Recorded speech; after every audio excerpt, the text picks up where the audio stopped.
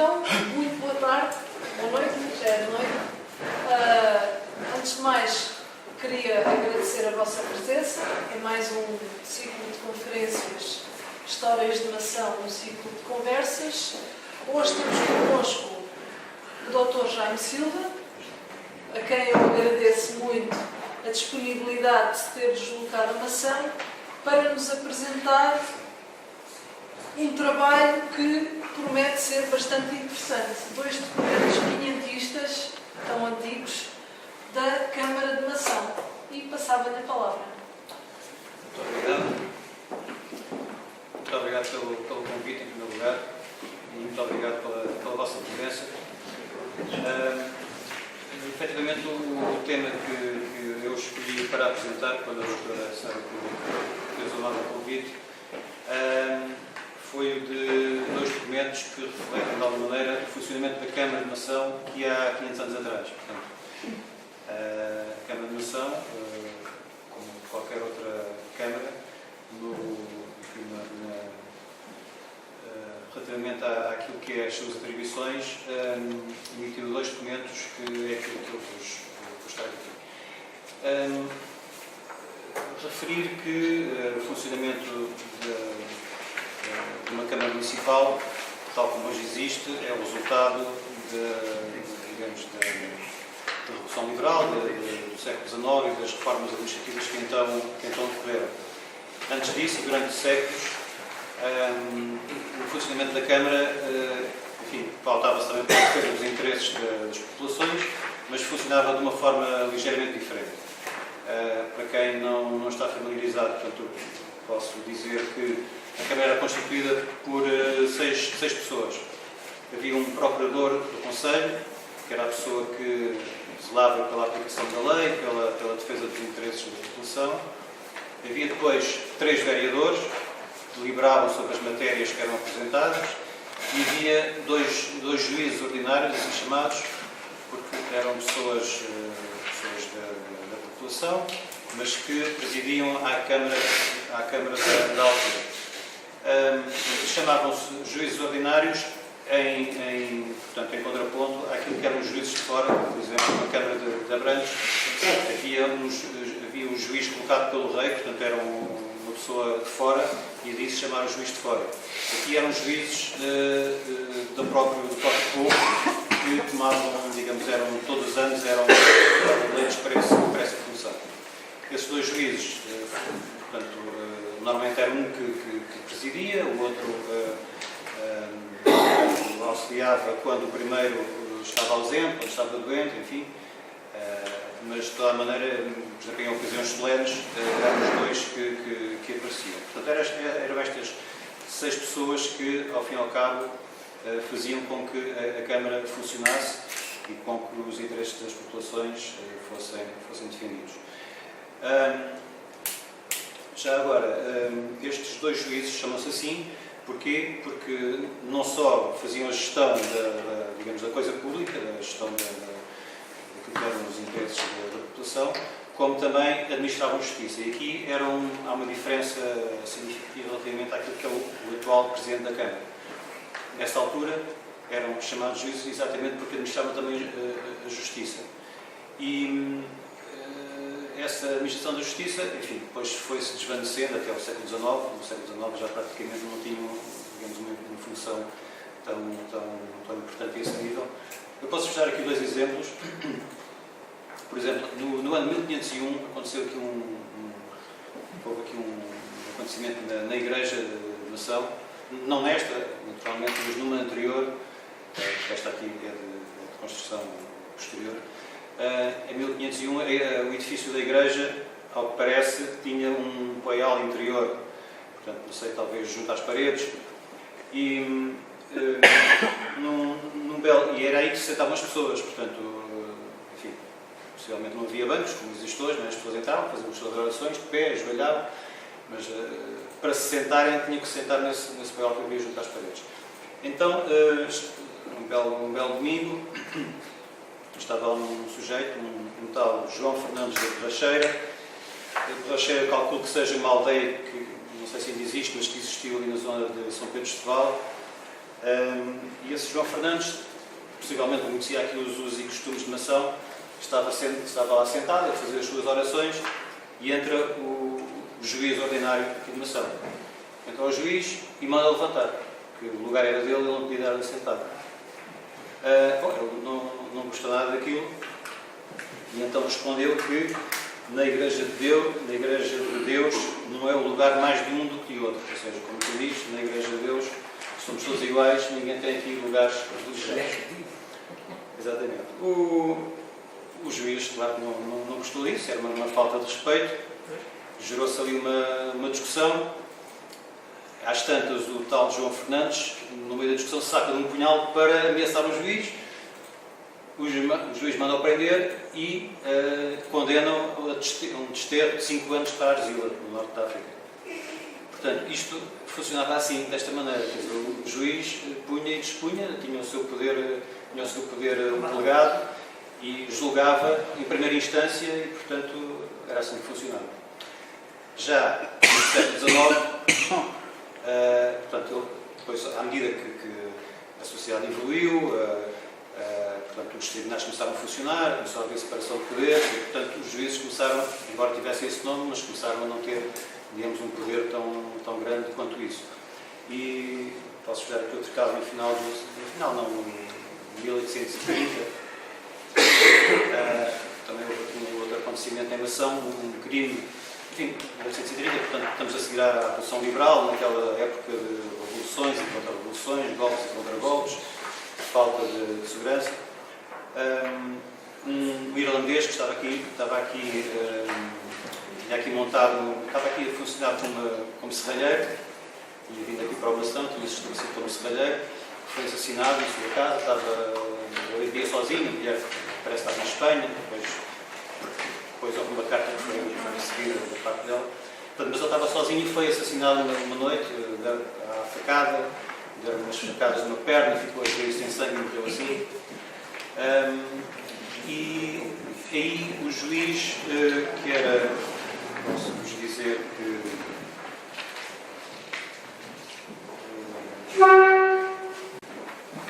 nessa altura, que era o José Gafongel, portanto da família dos Belos, que depois no século XIX tiveram grande influência no Conselho. Portanto, eles conseguiram soube-se que havia aí um bando de malfeitores que andavam a aterrorizar a população, conseguiram apanhar um deles, eles, portanto, contavam-se ali palavras humorísticas, conseguiram apanhar um deles, prendeu, pronto, isso tinha poderes para isso, mas depois ficou sem saber o que é que lhe havia de fazer. E então manteve-o preso durante um certo tempo e é significativo aqui o que ele diz, neste caso ao Intendente-Geral de Polícia, que diz que, como juiz leigo e de poucos conhecimentos, espero que Vossa Excelência, por algum modo, me libere sobre este caso, porque estão os habitantes desta vila nas circunstâncias de não saírem de suas casas. Portanto, ele estava a pedir ao Intendente-Geral de Polícia, portanto, um funcionário, que elucidasse sobre o que é que ele havia de fazer. Portanto, isto é para ver, digamos, apesar de terem a função e o nome dos juízes, mas, enfim, isto foi-se... Esta atribuição foi-se perdendo ao longo dos tempos. Mas naquele tempo, portanto, em 1500, e mesmo antes, o seu poder era grande.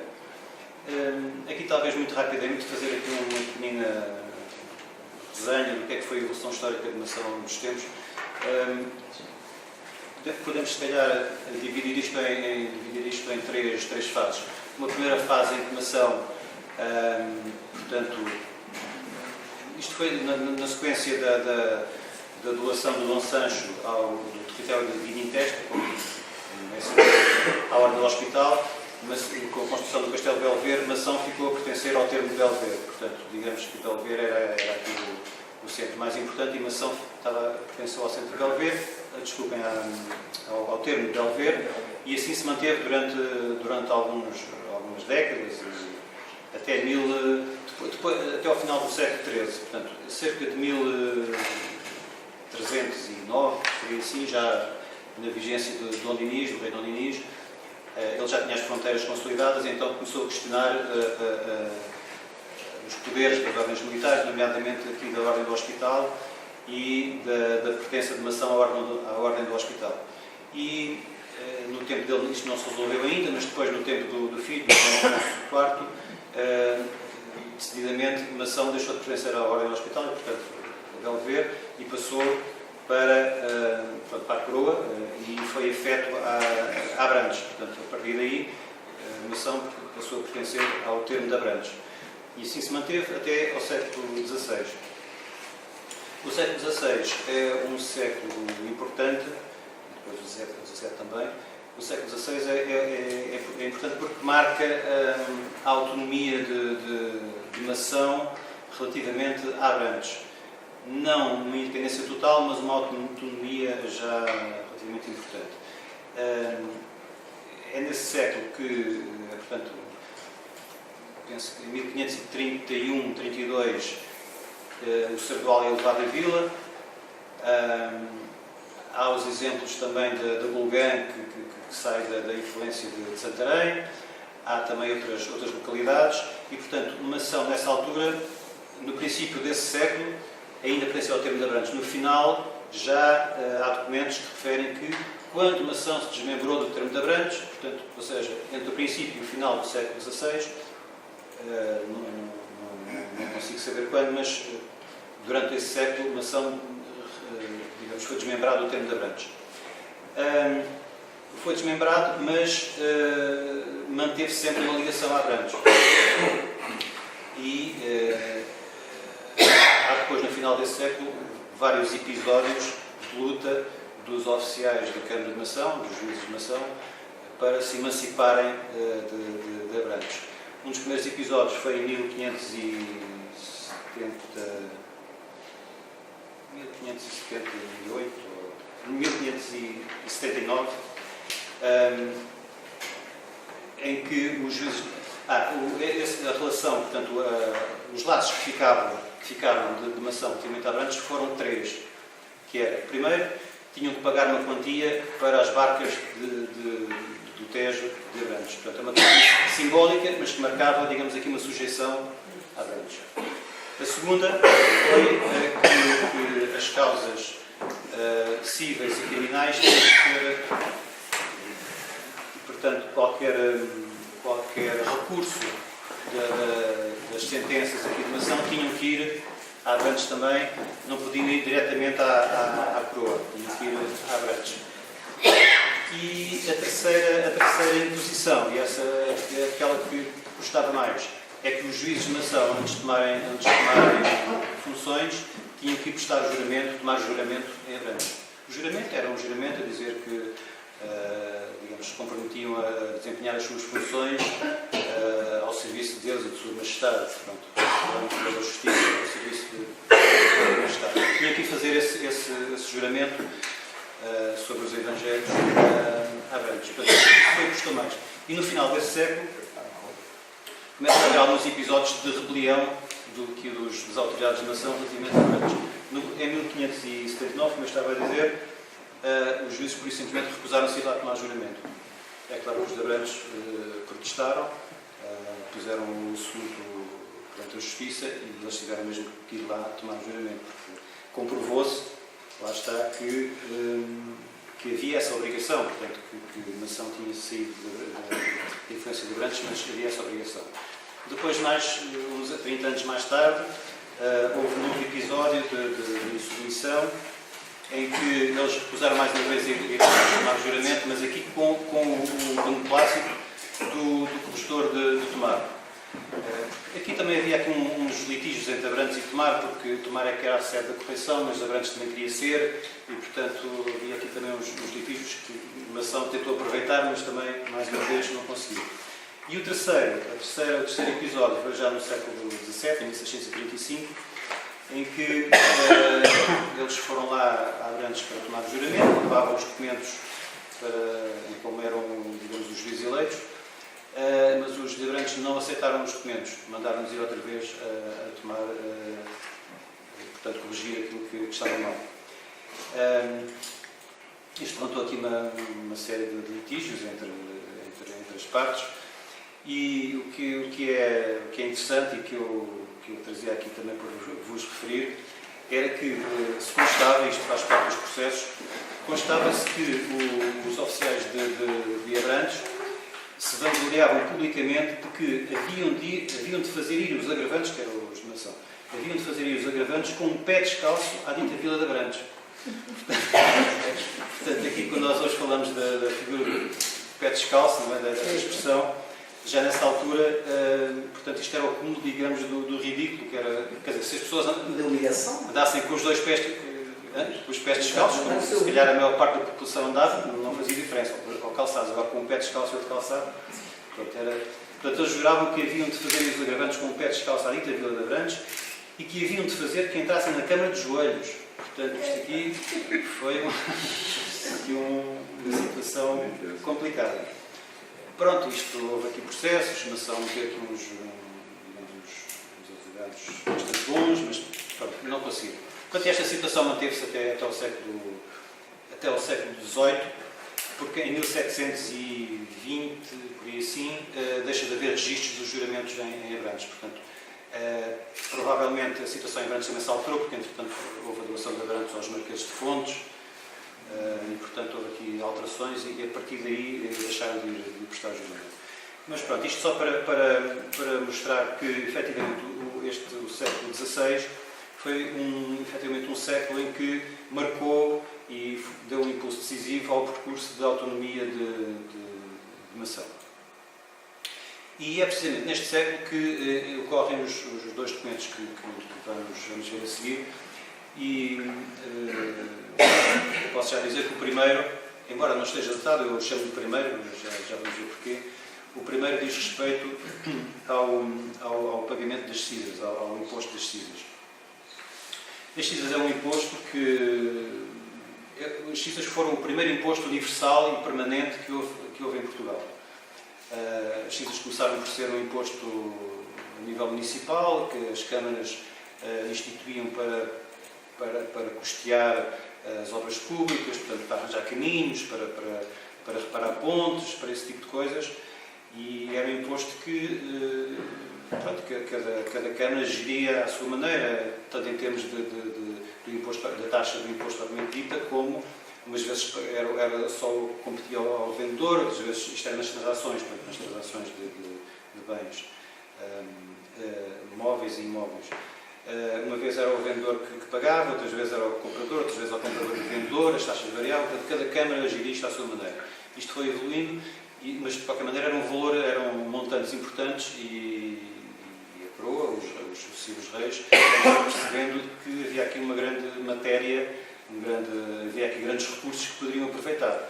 E por vezes, quando havia guerras ou quando havia algum acontecimento mais importante e que era necessário reunir mais recursos, pediam aos povos, portanto reuniam cortes, normalmente os impostos eram acordados em cortes, e pediam aos povos, neste caso às várias câmaras, que pediam as CISAs, por exemplo, por 1 ano, 2 anos, 3 anos. Pronto. O Dom João I foi o primeiro que conseguiu que as CISAs passassem a ser pagas à coroa de uma forma permanente e abrangente toda a gente. Não era só o povo, era também o clero e a nobreza. É claro que isto depois, pouco tempo depois, começou a haver exceções, não é? E, portanto, ao fim e ao cabo, depois quem pagava era o povo, mas, portanto, vem daí este primeiro imposto universal e permanente que houve em Portugal. Já havia outros impostos, mas eram mais ou menos casuísticos e aleatórios. Só para ver a importância deste imposto, no tempo de Dom João I, isto representava 3/4 da receita fiscal. 75% da receita fiscal eram devidas às CISAs cobradas nos concelhos. É claro que depois com as descobertas, etc., esta importância começou a crescer e no tempo do Dom Manuel já representaria para aí 10, 20%, pronto, já representaria muito mais, porque entretanto começavam a fluir ao reino outras riquezas o ouro, entretanto houve a descoberta do caminho marítimo para a Índia, começaram a fluir especiarias, portanto começou a haver mais receitas das alfândegas, etc. E, portanto, as cisas começaram a ter menos importância. De qualquer maneira, quando o Dom Manuel morreu, sucedeu-lhe o Dom João III, o filho, e apesar, digamos, da riqueza do reino que lhe vinha já lhe vinha na altura da Índia, das especiarias, apesar disso, quando o Dom João III subiu ao trono em 1521,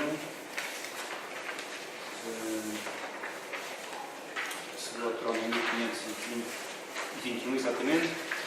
Eu tenho que trazer uma cábulazinha porque, ao contrário de certas pessoas que eu já ouvi aqui nesta sala que conseguem recitar poemas inteiros, eu tenho que trazer uma cábula porque há coisas que não consigo decorar. Pronto, então o Dom João III portanto, subiu ao trono e logo em 1521 e logo em 1525 reuniu cortes em Torres Novas, principalmente porque a sua casa tinha gastos cada vez maiores e também vinha a Dona Catarina de Áustria, com quem ele havia de casar. Era necessário receber a futura rainha e, portanto, eram necessárias festas e todas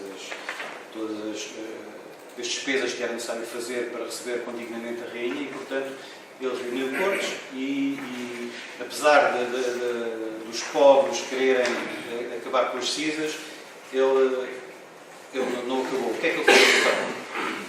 O que ele fez foi, portanto, em vez de estar a estabelecer percentagens e estar a estabelecer valores cada vez mais elevados todos os anos, acordou com os presentes nas cortes, neste caso com o ramo do povo, acordou que daí para a frente lhe pagariam um valor fixo todos os anos. Portanto, estabeleceu um valor igual àquilo que costumavam pagar e que prometeu que daí para a frente não aumentaria. Portanto, quem quisesse, todas as câmaras que quisessem, poderiam estabelecer um contrato com o rei e a partir daí ficariam as coisas arrumadas. Esse documento que eu fiz circular por aí, que é esse documento maior, que é o contrato, esse é o contrato estabelecido entre o Dom João III, neste caso entre o procurador do Dom João III e os procuradores da Câmara de Nação, em que se estabelecem as cláusulas contratuais. Isso é muito extenso porque, para além da Câmara de Nação, estão aí também as procurações que as câmaras das vilas em redor fizeram com os oficiais de Nação. Portanto, está aí as procurações de Belo Verde, dos Envendos, do Carvoeiro, da Amêndoa, estão essas procurações todas. E está também a procuração do Dom João III ao seu procurador. E, finalmente, estão os termos contratuais. Portanto, ao fim e ao cabo, em função desse contrato, é preciso dizer que no país houve cerca de 200 contratos estabelecidos entre o Dom João III e os diferentes concelhos. Nos termos do contrato, a Nação e as vilas em redor passaram a pagar por ano 110 mil réis, 1% para as obras espias e uma arroba e 8 ratas de cera. Portanto, o que é que isto quer dizer? 110 mil réis, já agora, para nos situarmos, isto não diz nada a ninguém, mas só para nos situarmos, o vigário da igreja aqui de Nação, no final desse século, ganhava 40 mil réis por ano. Portanto, era o vencimento do vigário aqui da freguesia. Portanto, o valor com que aqui a Câmara, estas câmaras tinham que contribuir para a CIS eram de 110 mil réis, 1% para as obras espias e uma arroba e 8 ratas de cera, que isto nas medidas antigas corresponde a 40 ratas, que nas medidas novas corresponde a cerca de 20 kg de cera todos os anos. Chega a 18, 19 kg de cera todos os anos. E, aliás, esta questão da cera revela que estes concelhos eram muito ricos em mel, não é? A cultura estava muito enraizado nas tradições aqui desta gente. Ficaram assim a pagar R$2.000 a menos que aquilo que pagavam no ano anterior. Ganharam com o negócio e ganharam de várias maneiras. Ganharam por aí, ganharam também porque à volta deste imposto havia uma série de funcionários que as câmaras também lhes pagavam, como havia o juiz das CISAs, que deliberavam nas questões que se levantavam em torno disso, havia um escrivão das CISAs, depois havia um recebedor das CISAs, havia por vezes o rendeiro das CISAs, portanto, como era difícil arrecadar os impostos, o que é que se fazia? Arrendava o imposto, portanto, colocava-se em leilão, quem desse mais, portanto, era pagava e depois recebia digamos, dos pagadores, não é? Daqueles que tinham que pagar. Pronto. E então, esse foi o contrato estabelecido em 1527 com a Câmara de Nação. O documento que eu trago aqui, que é uma carta emitida, então, pela Câmara, portanto, isto é o contrato que se viu por aí, e esta é a carta emitida aqui pela Câmara, e que tem a ver com isto. A carta não está datada, mas pelo tema, pela letra, até mesmo pelas pessoas que assinam, algumas delas também intervêm no contrato. Portanto, tudo leva a crer que esta carta tenha sido emitida entre 1525, quando foram as cortes de Torres Novas, em que foi decidido esta modalidade de imposto, e 1527, que foi quando efetivamente foi assinado o contrato. Então, como calculo que seja um bocadinho difícil de conseguir ler o que está escrito, porque isto enfim, já é uma escrita antiga, portanto posso então passar a dizer o que se consegue ler. Portanto, a carta começa por Senhor, que é aquela abreviatura que está lá por cima, não é? Escrevi muito em abreviaturas naqueles tempos. Esta carta até tem uma letra muito certinha e muito relativamente fácil de ler. Portanto, Senhor, os juízes, escreviam com H, enfim, tem uma série de coisas. Senhor, os juízes e oficiais e homens bons da Câmara desta Vila de Nação, devemos saber a Vossa Alteza que, tanto que fomos certificados que Vossa Alteza ordenava e queria fazer mercê às vilas e lugares de lhes dar as cisas na maneira que se contém em cada determinação sobre o caso feita, fizemos dar pregão que todos viessem à Câmara. E tanto que todos foram juntos, foi por nós declarado ao povo a dita determinação, claramente, segundo se em ela contém, e sendo todos em certo conhecimento do muito serviço de Deus e de Vossa Alteza, que este caso é, beijamos as mãos da Vossa Alteza por a dita mercê, e lhe pedimos que nos mande passar alvará e acórdão que nisso são de ter, para recordação do com que havemos de acudir em cada um ano a Vossa Alteza, o qual daremos com o desejo e devoção com que damos o dízimo à Santa Igreja. Portanto, é o pedido da carta. Portanto, há aí essas expressões interessantes. Beijamos as mãos da Vossa Alteza. E esta frase final de que o qual daremos com o desejo e devoção com que damos o dízimo à Santa Igreja, enfim, não sei se eles davam o dízimo à Santa Igreja com esta devoção e este desejo, mas pronto, mas fica bem realmente esta frase. Portanto, é uma carta muito simples, mas tem, digamos, a particularidade de ser, penso eu, e até o momento, o documento mais antigo, emanado mesmo aqui da Câmara e assinado por pessoas aqui da Câmara. No verso, depois há uma série de assinaturas que pronto, algumas conseguem-se ler, outras nem tanto. Há aqui algumas que, como eu digo, alguns nomes que já intervêm no tal, que intervieram no tal contrato que se seguiu. Só gostava de referir aqui algumas curiosidades. Pronto, consegue-se ler aqui este Fernando Bastos, juiz, aqui em cima. consegue ver aqui um outro, que também é este, o segundo juiz que está aqui embaixo, que parece o João Esteves, talvez, não sei, porque há um João Esteves que efetivamente também está no contrato, enfim, há aqui vários nomes.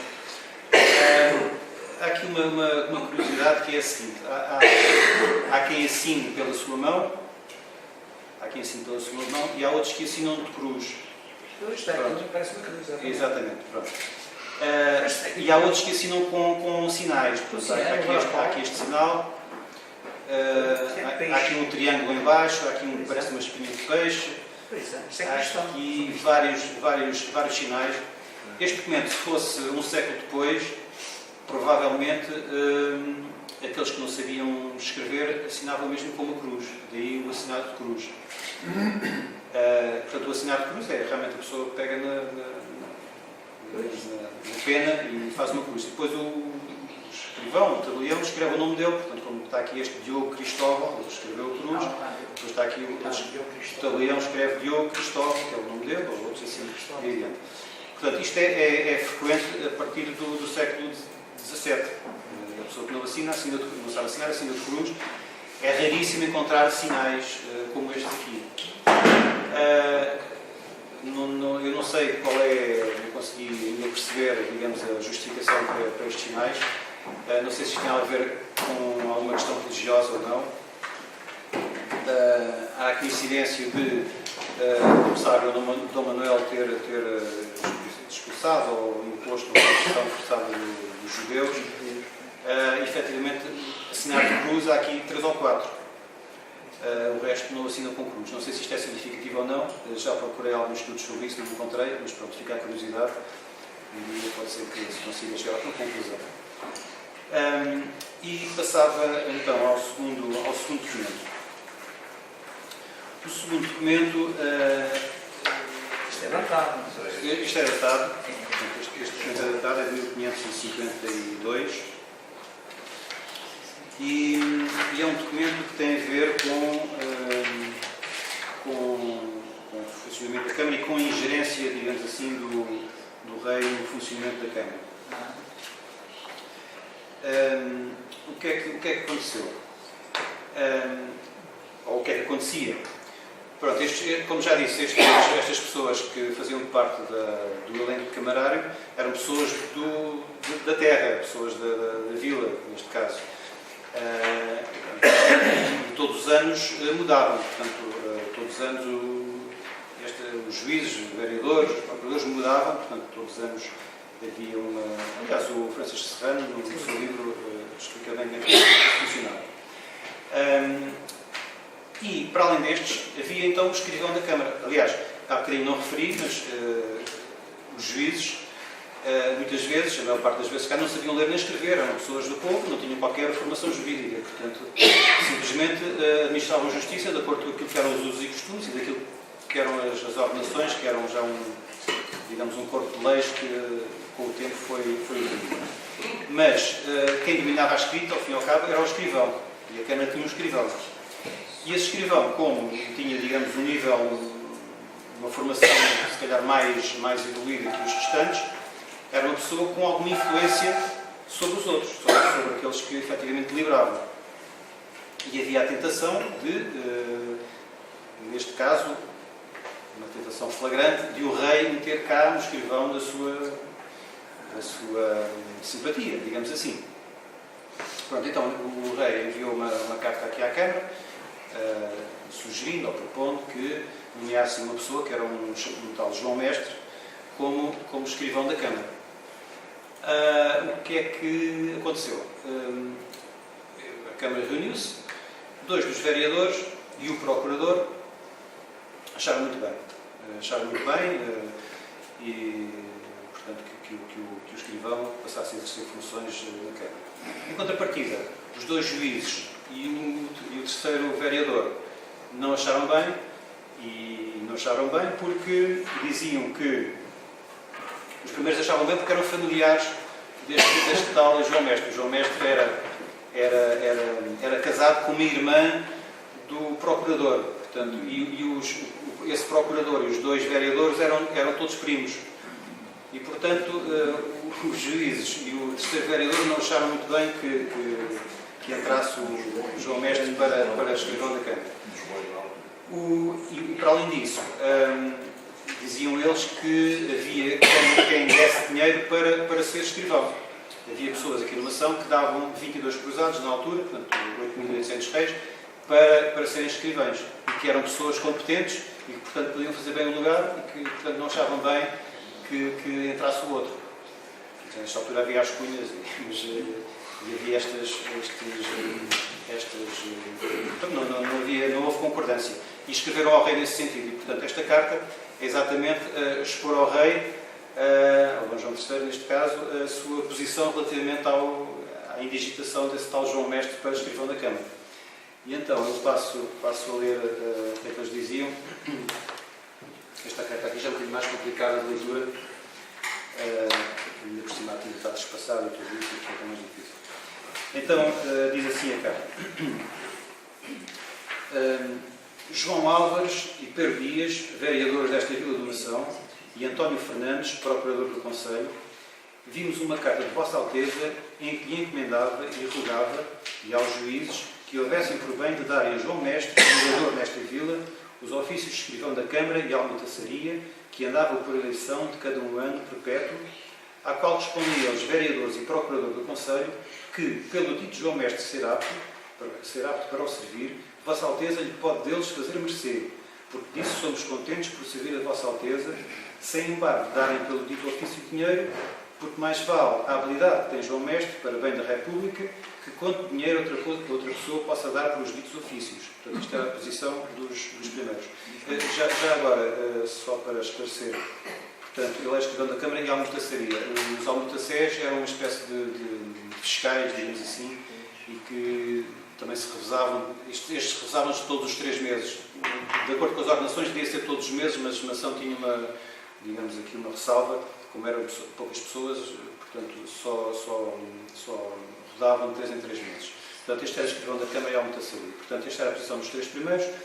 E depois diz assim, diz que e quanto aos juízes Roque Fernandes e Álvaro Marques vereador, disseram que eles viram a carta de Vossa Alteza e, requerendo-lhe responder, com os ditos João Álvares e Pedro Dias, vereadores, e o procurador do Conselho, vieram a desconcordar, ou seja, não estavam de acordo, vieram a desconcordar na resposta, porquanto há aí alguma pessoa nesta vila que dá pelos ditos ofícios 22 cruzados, que é pessoa apta para servir o dito ofício e bom escrivão, e tem boa habilidade para ele, e há aí outras pessoas que requerem que se ponham em pregão os ditos ofícios, darão mais por eles, e que sobre isso se escrevesse a Vossa Alteza, porquanto os ditos João Álvares e Pedro Dias, vereadores, e o procurador do Conselho, são todos 3 primos, filhos de irmãos, e o dito João Mestre está casado com uma irmã do dito procurador, e são todos, e aqui é uma palavra que eu não consigo, por mais que tentasse, não consigo decifrar, pelo que desejam dar os ditos ofícios ao dito João Mestre sem dinheiro.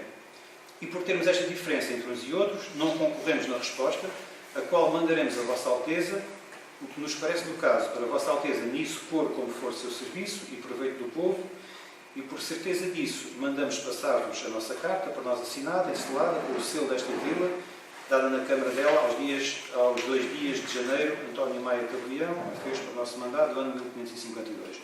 Isto é uma redação um bocadinho repescada. Naquela altura não se usava pontuação, era escrito do princípio ao fim, sem pontos finais, vírgulas nem nada, e portanto é um bocadinho difícil às vezes de notar o que está aqui escrito, mas portanto, basicamente era isso, havia aqui uma divergência, portanto eles eram 6, 3 tinham uma opinião, outros 3 tinham outra, e fizeram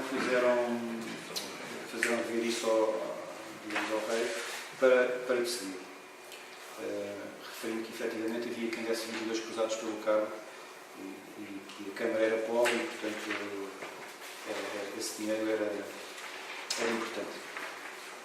Portanto, este é o segundo documento. Não são documentos, enfim, de grande relevo, mas efetivamente são interessantes precisamente por serem os documentos originais mais antigos que se conhecem aqui da vila. Já agora, isto depois tem um contexto também, porque esta é a carta da Câmara, Mas depois, do outro lado, ou seja, do lado da chancelaria, há depois a resposta a esta carta. A resposta é essa, que é a nomeação do próprio do João Mestre. Sempre ficou João Mestre. Sempre ficou João Mestre, exatamente. Mas por essa carta de Mercê se consegue reconstituir depois a sequência toda, que foi a seguinte. Portanto, houve essa carta da coroa a propor a nomeação do João Mestre, houve a carta da Câmara que eu referi agora. Depois, o rei volta a responder com uma carta, muito bem, dizendo ele que, então, se há quem dá 22 cruzados, então eleja-no ele que deu os 22 cruzados. Portanto, a Câmara reuniu. Isto foi rápido, portanto, esta carta foi a 2 de janeiro. Houve a resposta do lado da coroa. A 9 de fevereiro a Câmara reuniu. Acordaram então em eleger o João Mestre como escrivão, dando ele os 22 cruzados. Logo nesse próprio dia há um documento em que um comprovativo do pagamento desses 22 cruzados. Depois, no ano seguinte, há então uma ratificação do acordo da Câmara para a eleição do escrivão, e em 13 de novembro há então a carta de Mercê a João Mestre dos ofícios de escrivão da Câmara e a almotaçaria da Vila de Nação. Portanto, fechou-se aqui o ciclo. Portanto, este João Mestre, apesar de viver aqui em Nação, era alguém que gozava das graças do rei, e isto nota-se também por outras razões, porque ele, além de escrivão da Câmara, foi também escrivão das Sírias. Há também uma carta, aqui já mais tarde, em setembro de 1557, há uma carta em que ele é, aliás, ele já era escrivão das Sírias antes, foi substituído em 1557 porque houve ali qualquer coisa que correu mal, portanto, como escrivão das Sírias, qualquer coisa, e ele foi substituído, teve que ser substituído, e então há a carta da sua substituição. Mas depois, mais tarde, voltou outra vez a ser escrivão das Cisas, e ainda por cima começou a ganhar mais, acrescentaram-lhe mais 1000 réis naquilo que ganhava. E mais tarde, em 1574, deram-lhe a possibilidade de renunciar ao ofício num genro, portanto ele já estava, enfim, já de senilidade avançada, mas permitiram-lhe que passasse o ofício a um seu genro, portanto, para manter o ofício na família.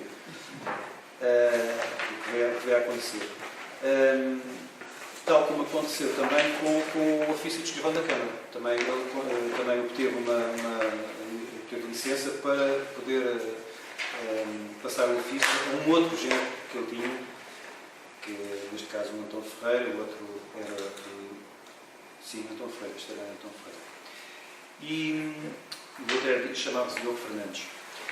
E além do mais, ainda há uma outra carta de Mercê relativamente àquilo que ele ganhava como escrivão da Câmara. Foi dada licença aos juízes e vereadores aqui da Câmara para lhe darem cada ano 1500 réis, mas ele era obrigado a escrever aquilo que lhe competia e pôr o papel. Portanto, ele ganhava 1500 réis pelo seu serviço, mas tinha que pôr o papel à conta dele.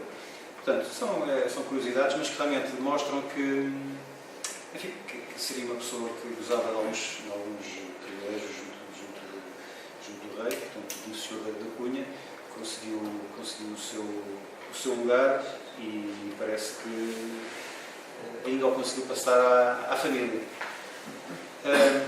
E pronto, são os dois documentos que trazia aqui, são quando ali a doutora Sara Cura me propôs um tema para 20 minutos, portanto foi aquilo que eu achei assim, mais rápido e, enfim, eventualmente com algum interesse para apresentar. Penso que ultrapassei os 20 minutos, mas de toda maneira, apesar destes documentos que valem o que valem, mas acho que aqui, enquanto espelho do funcionamento da Câmara, dizendo os documentos originais, provavelmente mais antigos que se conhecem, penso que, enfim, terão o seu interesse e espero que tenham apreciado, digamos, conhecer estes documentos. Estes documentos são inéditos do ponto de vista da publicação, embora este do João Mestre está acessível online no site do Digitac, está acessível, e o outro das CISAs, não estando acessível, consegui a pista para ele no espólio do Dr. Lino Neto, que fazia lá referência a esse documento, e eu consegui, portanto, localizar o autor do tombo e trazê-lo para aqui. O contrato é referido no espólio do livro contrato? Não, o contrato já é conhecido. Aliás, o contrato até é transcrito na obra da doutora Maria Amélia Porta Pereira. O contrato é transcrito? Não? Está transcrito não na íntegra, mas naquilo que diz respeito à maçã, está lá transcrito. Sim, já agora, é a maçã, aquilo que eu estou aqui a ver, maçã, carvoeiro, Vênus, Belver e E amêndoa. Cardigos não tem. Cardigos não. Começa a molhar a cabeça com esses quadros. Bicheira, não. É engraçado que eles tinham palco de papel. Não sei se reparou aí, escrevem contato, e depois o seguinte já vem contrato. Não é? Seguir o seguinte já vem contrato. É engraçado. O engenheiro, Estou disponível algumas. o engenheiro, portanto, fez a transcrição integral do documento? Não fez. Não, desse não, porque esse texto está transcrito Parcialmente para Maria Amélia. Sim. Na parte principal. Na parte principal. Não tem as procurações das outras vilas. Qual é a data do contrato? É 1527. 1527. E por isso é que eu digo que esta carta deve ser de 1525, que foi as cortes de Torres Novas e a situação do contrato. O outro tem a data bem A outra tem a data de 1552. 1552. Interessante. O tempo na altura, pronto, era um bocadinho relativo, não é? Nós hoje vivemos com esta pressão do tempo, na altura não era tanto assim. Posso dizer, por exemplo, requerimentos, é raro o requerimento que se encontra que esteja datado. É raríssimo o requerimento que esteja datado. Fazia-se um requerimento e depois esperava-se uma resposta. Portanto, não havia aquela pressão do tempo, não é? As cartas normalmente são datadas, mas aquela efetivamente não tem data. O engenheiro fez aí, portanto, quando esteve aí a dividir em 4 fases a nação, Pedro de Alveira, depois disse que a nação teria passado para Abrantes no tempo de Dom Afonso IV. Sim. Porque há um documento 1321 que é tal quando a guarda, quando as igrejas de Mação e da Amêndoa foram taxadas nas tais 350 libras, as igrejas do padroado real. Sim. Não é? E com a data de 1321. Portanto, digamos que já no tempo de Dom Dinis. Sim. A igreja sempre foi do padroado real. A igreja de Mação sempre foi do padroado real. Há mesmo anteriormente, sim. quando pertencia ali a termo de Alveira. Pois, a questão é que não se sabe muito bem quando é que começou a existir a igreja. Pronto. Já agora, em primeira mão, o quadro mais antigo nomeado para a igreja, portanto, ainda não era vigário, tinha a figura de reitor de Santa Maria de Mação. O mais antigo que encontrei foi de 1307. Um tal Domingos Pires, ou Pérez. Domingos Pires. Pires ou Pérez? Pérez, 1307. É uma carta em latim, mas consegue-se perceber. 1307. Portanto, a Igreja de Mação seria anterior a isso, não é? Pois. E no mesmo sítio da qual? Da usa matriz. Pronto, a questão do sítio também é polémica, não é? Poderia ser aqui o Espírito Santo, mas não sei. Do Espírito Santo não sei. Essa questão do Espírito Santo, eu penso que está ligada a uma outra questão, que é, efetivamente, a Igreja do Espírito Santo foi matriz durante 3 ou 4 anos. Que foi em 1718, quando houve o incêndio da matriz propriamente dita. A Igreja Matriz ardeu e começaram a reconstruí-la e entre 1715 e 1718 as funções de matriz passaram para a Igreja do Espírito Santo. E se calhar daí é que existe a tradição, a noção de que a Igreja do Espírito Santo foi matriz. Ele efetivamente foi matriz. A matriz é um período limitado. Não sei se terá sido a primeira matriz, e tenho muitas dúvidas sobre isso. Eu penso que essa tradição vem dessa situação. Agora, a matriz, não sei se existiu no mesmo local, se não, é diferente desta. Esta é uma construção do final do século XVI. E a anterior, como disse há bocadinho, e por esta história do João Fernandes, era uma igreja que tinha um paial interior, e mesmo anteriormente, em 1400 e qualquer coisa, 1416, há um documento também, dizer que foi 1416, exatamente, foi no ano a seguir em que começaram o período da expansão portuguesa, em 1415, que foi a Ceuta. Portanto, em 1416 houve um litígio entre por causa dos caneiros de Belvedere, exatamente, em que foram... em que houve umas testemunhas roladas aqui na animação, e então portanto, o procurador lá do pensador de Belvedere, veio aqui falar com eles e reuniram debaixo do alpendre de Santa Maria de Mação. Portanto, a igreja nessa altura, em 1416, tinha um alpendre. Portanto, era uma igreja alpendrada. Não sei se seria a mesma que tinha o tal paial interior, se seria uma outra. Não sei. Nem seria no mesmo local ou não. Eventualmente seria, mas... Mas é estranho. Na hora dos tempos, a localização da igreja, esta igreja central. Podia ser, eventualmente, no mesmo local e depois ter sido ampliada. Há também um documento também do início do século XVI, 1500, não sei precisar, mas por esta altura também das cartas, 1520, 1530, por aí assim, que foi quando se constituiu a Comuna de Santa Maria de Mação. Foi instituída a Comuna de Santa Maria de Mação. Isso aconteceu em 1520, penso eu. Já não tenho agora presente. Mas por essa altura faz referência a uma frase interessante que diz que fala na inovação feita na Igreja de Mação. Não sei se é uma igreja nova, se a inovação resulta de ter sido constituída a comenda. Pronto, é difícil de perceber o que é que queriam dizer com isso. Ou até poderia haver outras questões que, a partir daí, esta comenda era da Ordem de Cristo.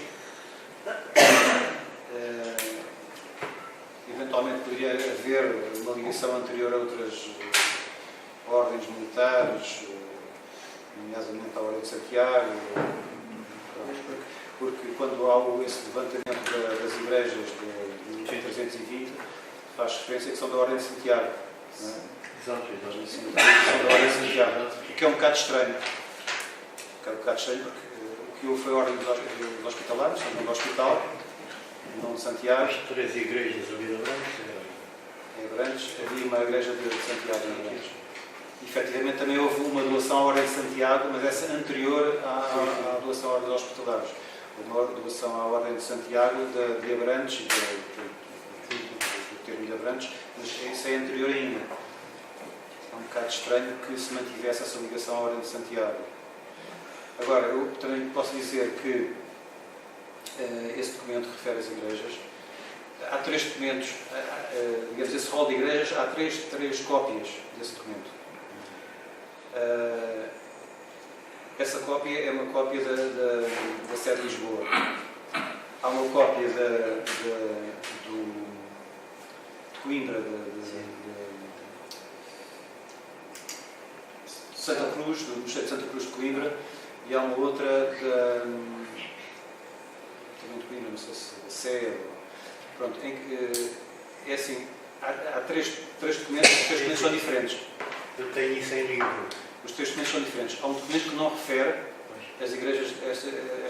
Eu tenho essa relação em livro. Sim. Mas há um documento em que não, portanto, é igual a esse, mas não refere à Igreja de Nação, da amêndoa. Depois há um outro documento que refere a essas igrejas, mas interlinhadas, ou seja, o documento já estava feito e puseram essas igrejas entre duas linhas. Depois aparece esse documento que efetivamente diz que as igrejas de Nação e da Amêndoa foram taxadas em 350 libras, que são da Ordem de Santiago. Portanto, há aqui Agregar a nossa liga Abrantes. Pronto, há aqui, digamos, Jogadas. algumas dúvidas sobre esse tema. E essa história de dizer que eram da Ordem de Santiago é um bocadinho estranho. Também levanta dúvidas. Um bocadinho estranho. Mas pode ter sido que isso acontecesse. Qual é o conhecimento que o doutor tem da influência que os judeus tiveram aqui em Nação? O conhecimento, enfim, não é muito, não há assim muitos documentos sobre isso. Tenho visto documentos que referem que em Abrantes havia judeus e há... Que julgo que foi no reinado de Dom João II que foram postos fora das muralhas ou não? Dom Manuel foi mais... Dom Manuel e vieram por aí acima. Isso é uma das coisas que uma das minhas avós contava.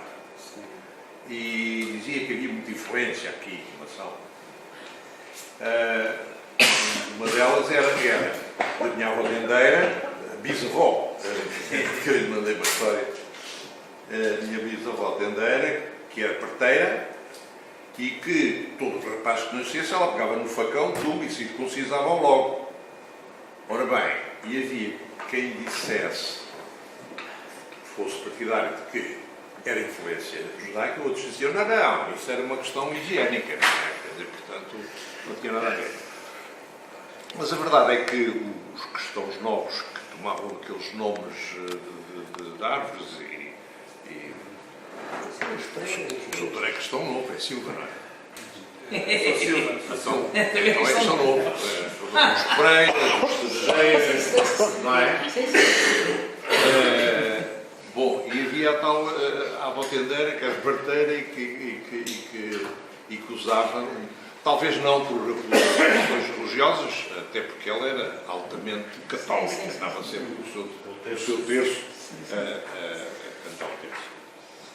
Mas julguei que, enfim, como estudou muito da história da nação, que tivesse algum conhecimento dessas... Quando eles foram colocados fora das muralhas, vieram por aí acima, com certeza, não é?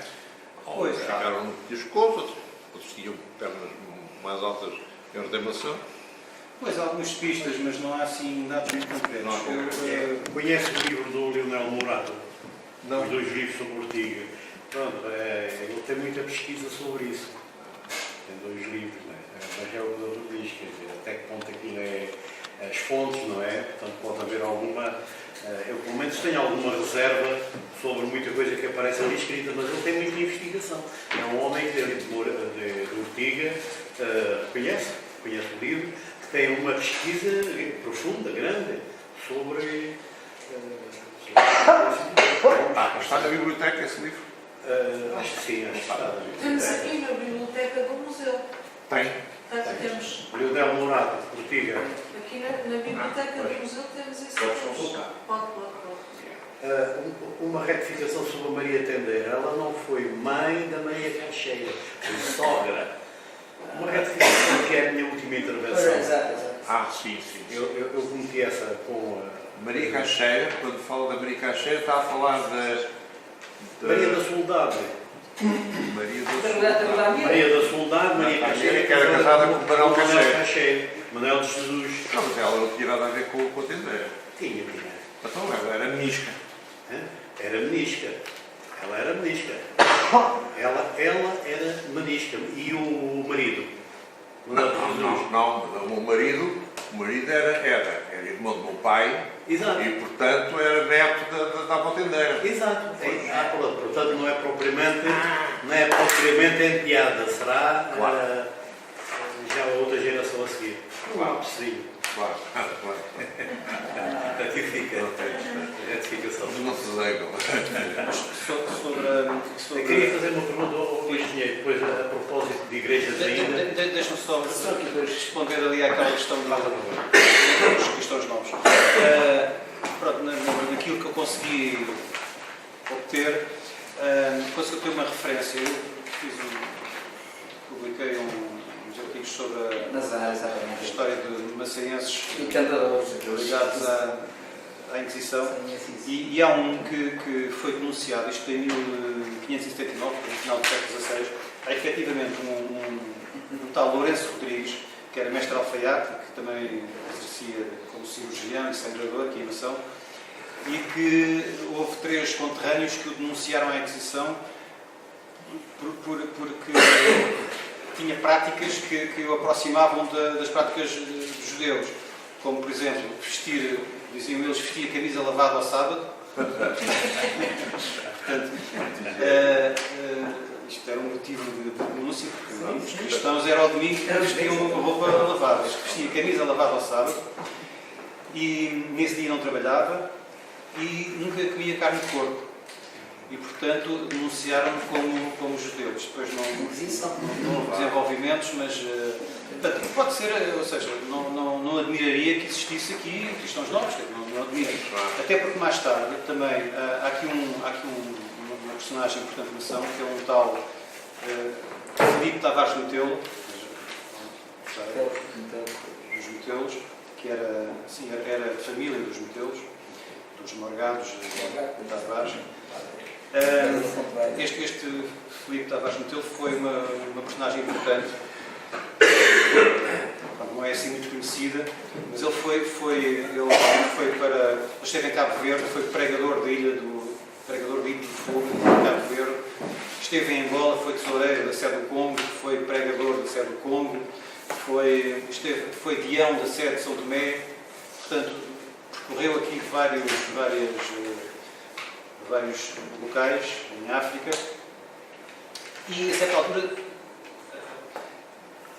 teve também problemas, foi denunciado à Inquisição, não teria nada de censurável, mas foi denunciado à Inquisição.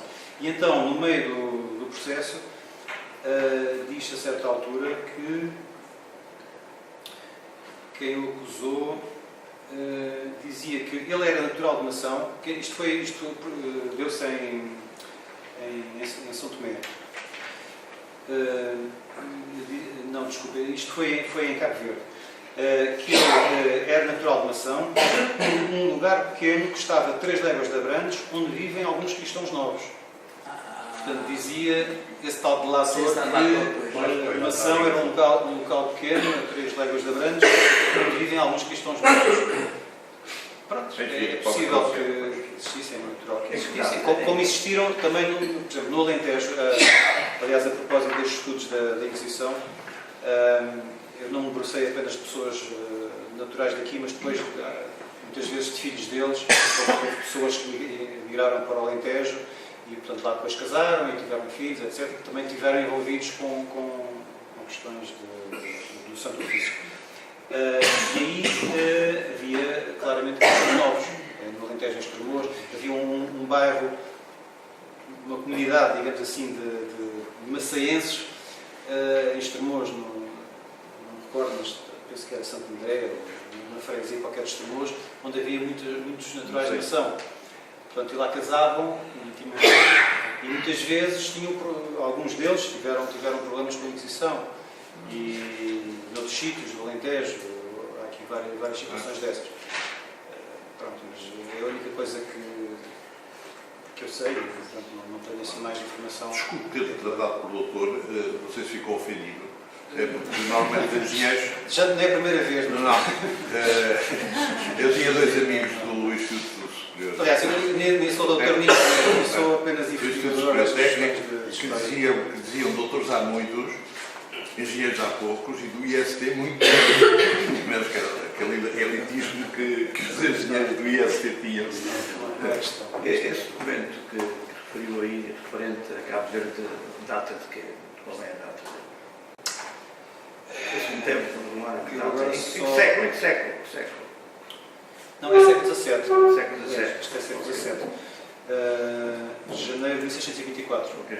Obrigado. Isto, até penso, não é propriamente um documento, acho que é um livro que faz referência a isso. Acho que é um livro. Não sei. Só mais uma questão. Atribuir informação para pertencer a Belvedere e depois Abramos e a autonomia veio um pouco mais tarde. Normalmente as autonomias das vilas e dos conselhos estão ligadas às cartas de foral, o foral não é as cartas de foral. Eu não conheço nenhuma carta de foral de maçã nem nenhum foral. Isso é a ponta center. Não É, há. não há. Só não tem- Embora a bibliografia diga que teria sido a Rainha Santa Isabel, ou mais tarde, no dia 15 Sim, de novembro de 1355, o Dom Pedro. sim, há muita coisa que se escreve. mas É assim, tinha a avó- nem o Dom Manuel atribuiu um foral na maçã. Porquê? Atribuiu a Belvedere. Não, porque Mação pertencia, nessa altura pertencia a Abrantes, portanto fazia parte do termo de Abrantes. E lá não havia pressão por parte da população. Efetivamente, houve um foral de Abrantes para essa altura, mas já tinha havido no tempo de Dom Afonso Henriques, mas Mação não era autónomo, portanto a Mação fazia parte, e há documentos que dizem, Mação pertencendo ao termo de Abrantes. Aliás, Mação, os condes de Abrantes, nomeava aqui os juízes, os tabuleiros, etc. Portanto, depois, quando acabaram os contos de Abrantes, também foi precisamente por esta altura, 1620, houve ali um processo qualquer que fez com que não fosse renovado, digamos, o título de conde de Abrantes. Foi o infante Dom Fernando, filho de Dom Manuel, que assumiu, digamos, a posse da vila, na altura. E a partir daí não houve mais condes de Abrantes. E, portanto, até aí, realmente eram os condes de Abrantes que surpreendiam aqui isto tudo. Aliás,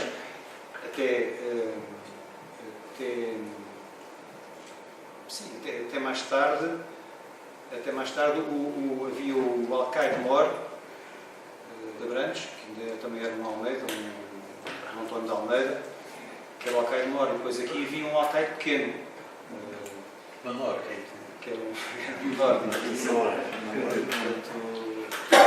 Havia essa. E, portanto, apesar de Mação passar a ter os seus próprios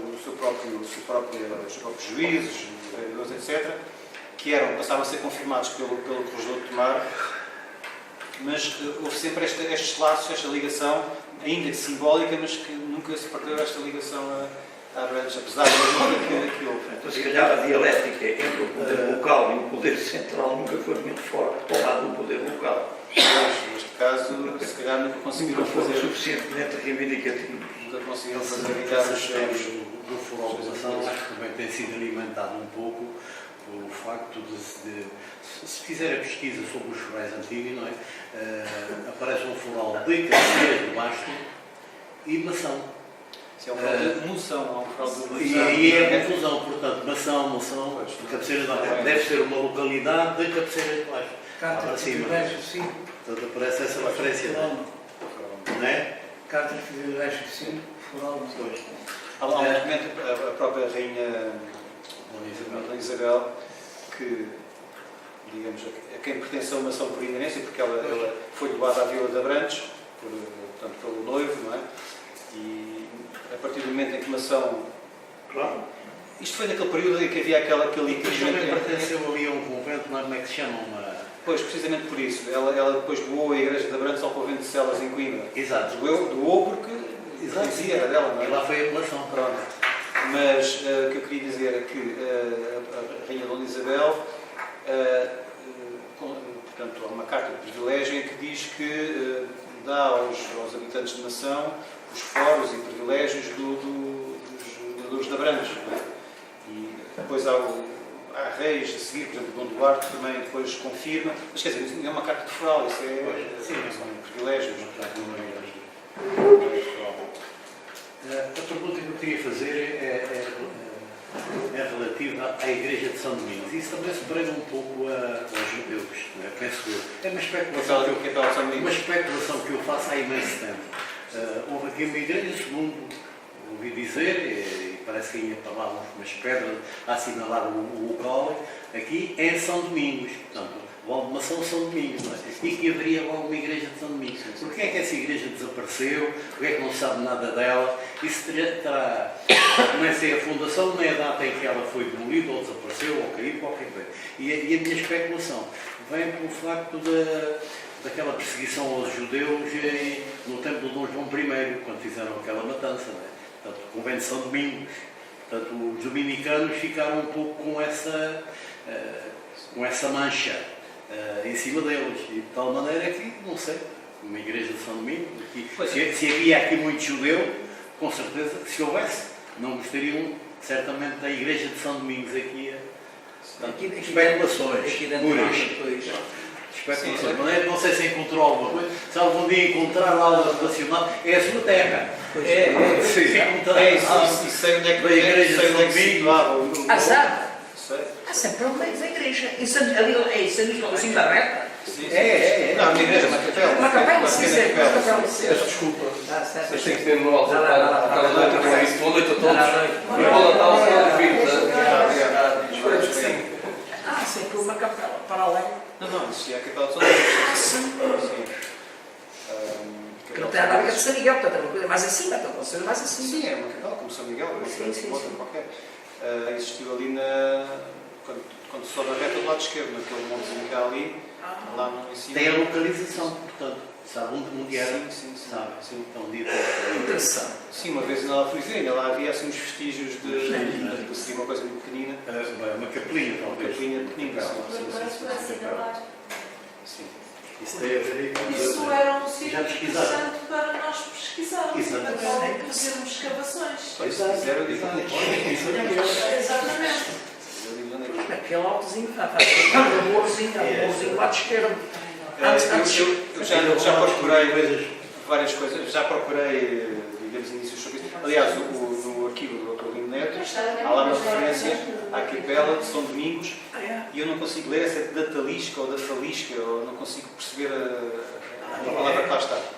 Ele faz lá referência Antes do restaurante, Sim, do lado. Sim, não, é mesmo na subida, na rampa, não é? Sim. Aquela subida. Mas lá de esquerda, o que é que vai daqui do lado de esquerda? Ou seja, o lado, depois Ah, vira à não, esquerda. É antes. Lado esquerdo. É antes.